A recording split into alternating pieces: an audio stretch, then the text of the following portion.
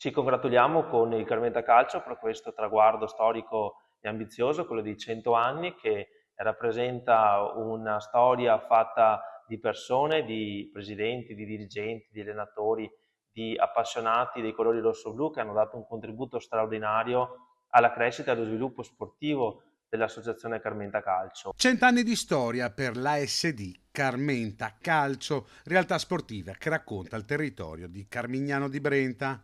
Una grande festa all'Auditorium Comunale per i primi 100 anni dei Rossoblù, una serata in cui è stato presentato anche il volume che ripercorre la storia del Carmenta Calcio attraverso le testimonianze di presidenti, ex giocatori e dirigenti che si sono avvicendati in questi 100 anni.